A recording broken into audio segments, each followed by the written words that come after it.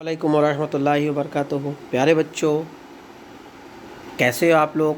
अल्लाह रब्बुल इज़्ज़त से उम्मीद और दुआ यही है कि आप लोग सब बखैरियत होंगे। चलिए बढ़ते हैं आज के हमारे इस वीडियो की ओर कि आज हम लोग क्या पढ़ने वाले हैं।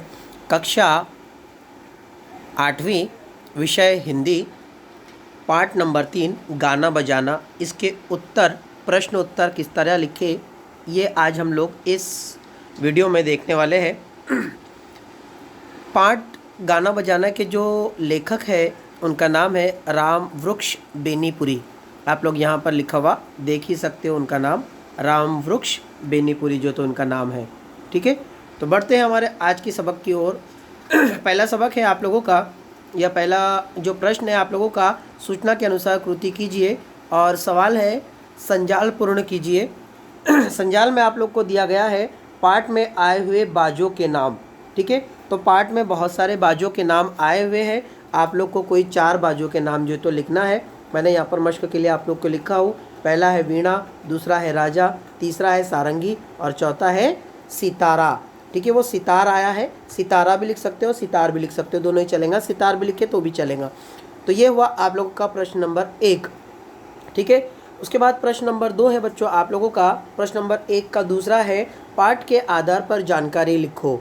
ठीक है, तो यहाँ पर आपको मरिम्बा और राजा इन दोनों की जानकारी जो तो आप लोग के सामने जो तो लिखी गई है। आप लोग को उसको वैसे की वैसी कॉपी करके लिख देना है। मैक्सिको में जो कांट के मरिम्बा का प्रयोग किया जाता है उस पर एक साथ ही 4-4 आदमी तक बजा लेते हैं।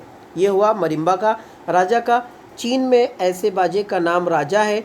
एक काठ का तख्ता लटका रहता है जिस पर 16 पत्थर के टुकड़े 2 पंक्तियों में सजाए रहते हैं, जिन पर एक काठ की मुगरी से हल्के हल्के मार कर नाना तरह के स्वर निकालते हैं। ठीक है, तो ये हुआ आपका दूसरा सवाल। तीसरा सवाल में बच्चों आप लोग देखोगे यहाँ पर, तो आप लोग को जो तो यहाँ पर दिया गया है, लिखो। क्या लिखो, यहाँ पर आप लोग को 2 आकृति बनानी है। बाजा गाने को बना देता है, तो बाजा गाने को क्या बना देता है, तो यहाँ पर जो तो भड़कदार और दिलचस्प जो तो ये बना देता है। ठीक है, उसके बाद जापान में तार वाले बाजों के नाम आप लोग को जो तो लिखना है। तो जापान में तार वाले बाजे कौन से हैं, सितार और सारंगी। ठीक है, तो इस तरीके से ये सवालों के जवाब आप लोग को, जैसी आकृति आप लोग को दिखी गई है, दिखाई दे रही है, वैसे ही आप लोग को जो तो उसको लिख लेना है। ठीक है, बढ़ते अगले सवाल की ओर जो कि हम लोग का है भाषा बिंदु। ठीक है, भाषा बिंदु यानी कि व्याकरण। ठीक है, आप लोग भी समझते हो व्याकरण। ठीक है, उर्दू में इसे कवायद कहा जाता है। ठीक है, तो कवायद को किस तरीके से लिखेंगे हम लोग देख लेते आओ।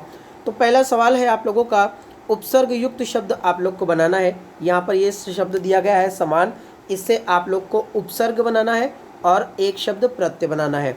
ठीक है, तो उपसर्ग मतलब जो शब्द के पहले लगकर शब्द का अर्थ परिवर्तन करते हैं उसे उपसर्ग कहते हैं, और प्रत्यय कहते हैं कि जो शब्द के अंत में लगकर शब्द का अर्थ परिवर्तन करते हैं उन्हें प्रत्यय कहते हैं।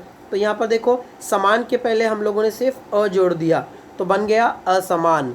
ठीक है, और समान के अंत में आप लोगों ने सिर्फ इत जोड़ दिया। ठीक है, निइत। ठीक है, यहाँ पर देखिए ईयत आप लोगों ने जोड़ दिया है ईयत, तो वो ईयत जो आप लोगों ने जोड़ा है, सॉरी हाँ ये डंडी नहीं रहेंगी, ईयत जो आप लोगों ने जोड़ा है, तो इसकी वजह से जो तो ये क्या बन गया है, समानियत। इस तरीके से जो तो इन दोनों का अर्थ जो तो बदल गया। तो आप लोग को इस तरीके से इसको बनाकर लिख देना है, जैसी आकृति दी गई है वैसे के वैसे आप लोग को लिखना है। ठीक है, वैसे ही दूसरा सवाल है आप लोगों का सुर।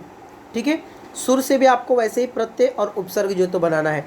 तो सुर के पहले अगर आप लोग बेसुर लगा दे तो बेसुर वो भी शब्द बनेगा, लेकिन सुर के पहले अगर स लगा दे आप लोग तो ससुर बन गया, तो ये भी शब्द का अर्थ परिवर्तन हुआ। और सुर के आखिरी में अगर ईरा या ईला लगा दिया आप लोगों ने, सिर्फ बस सुरी इला, देखिए यहाँ पर ये ऐसा ईला। ठीक है, अब ये डंडी क्यों आ गई यहाँ पर, क्योंकि यहाँ पर दूसरी विलांटी लगी है, तो ईला यहाँ पर इस तरीके से जो तो ये उपसर्ग बना। ठीक है, ये बना प्रत्यय और ये बना उपसर्ग। ठीक है, तो इस तरीके से यहाँ पर 2 शब्द आप लोग को बनाना है। आप चाहे तो बेसुरा भी बना सकते हो, हाँ बेसुरी भी बना सकते हो। ठीक है, सुरी भी बना सकते हो, सुरीली भी बना सकते हो, जैसे आप लोग को चाहे वैसा। उसके बाद आप लोग को जो तो यहाँ पर पाठ में आए हुए सर्वनाम ढूंढकर उनका वाक्य में प्रयोग कीजिए। सर्वनाम क्या है वो आप लोग को बता देता हूँ कि नाम की जगह जिस शब्द का उपयोग किया जाता है उसे सर्वनाम कहते हैं। तो यहाँ पर देखेंगे आप लोग, नाम में हम, तुम, वहाँ, किसी, आप, ये शब्द दिए गए हैं और उसके आगे उनके वाक्य दिए गए हैं। आपको वैसे के वैसे उसको लिख लेना है जो आपके वाक्य में प्रयोग हो जाएंगे। उसके बाद अगला सवाल है आप लोगों का समानार्थी शब्द। देखिए समानार्थी शब्द को पर्यायवाची शब्द भी कहते हैं। ठीक है, इसका मानी होता है हम मानी अल्फाज। ठीक है, हम मानी अल्फाज। ठीक है, तो हम मानी अल्फाज कौन कौन से हैं? देखिए, बालक, बच्चा, दूसरा है प्रयत्न, कोशिश, तीसरा है निकट, नज़दीक, चौथा है दुनिया, संसार, फिक्र, चेष्टा, पत्थर, कंकड़। ये हुए आपके समानार्थी शब्द। विरुद्धार्थी में अगर देखें तो विरुद्धार्थी में भी वैसे ही है। विरुद्धार्थी शब्द को विलोम शब्द भी कहा जाता है, जिसे हम लोग उर्दू में ज़िद कहते हैं। ठीक है, क्या कहते हैं? ज़िद या ज़िद्दैन भी हम लोग जो तो उसे कहते हैं। ठीक है, तो दोनों ही चीज़ें हैं। देखिए, नज़दीक, दूर, अर्थ, सॉरी ये अर्ध है, वो अर्थ हो गया है। आप लोग उसको ध्यान से लिख लेंगे। ये जो शब्द है यहाँ पर ये अर्ध है, वो टाइपिंग मिस्टेक में जो है तो अर्थ हो गया है, तो वो अर्ध और उसका रहेगा आप लोग का पूर्ण। ठीक है, तो इस तरीके से आप लोग को उसको लिखना है। उसके बाद में देश, प्रदेश, उस्ताद, शिष्य, ये हुए आपके समानार्थी शब्द।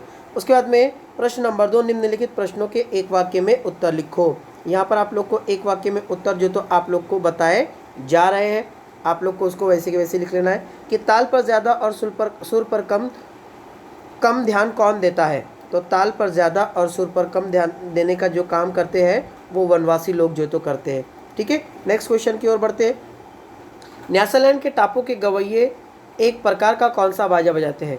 तो न्यासा के टापूलैंड के गवैये एक प्रकार का बाजा बजाते हैं जिसे क्या कहा जाता है? जिसे खिचड़ी कहा जाता है। आपको याद रखना है।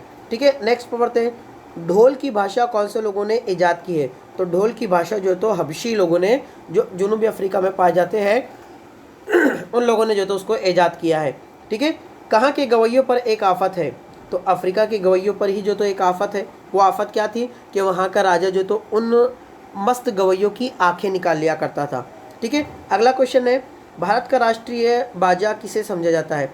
तो भारत का राष्ट्रीय बाजा वीणा को समझा जाता है, जो कि सरस्वती देवी के हाथ में भी जो तो हम लोग देख सकते हैं उसको। ठीक है, नेक्स्ट क्वेश्चन है आप लोगों का, चीन में बाजे का नाम बताइए, या चीन के बाजे का नाम। तो चीन के बाजे का नाम क्या है? चीन के बाजे का नाम राजा है। ठीक है, उसका है अमेरिका में रेड स्किन के लोग मस्त गवैये के बजाने वाले बाजों के नाम लिखिए। तो वो कौन कौन से बाजे बजाते हैं? ढोल, पीपूही और झुनझुना, ये 3 बाजे जो वो तो बजाते हैं। उसके बाद में मैक्सिको के लोग किस प्रकार का प्रयोग करते हैं, या किस बाजे के प्रकार का प्रयोग जो तो वो करते हैं? तो वहाँ के लोग जो तो मरिम्बा का इस्तेमाल करते हैं, जो कि हम लोगों ने ऊपर भी लिख चुके हैं। ठीक है, नेक्स्ट।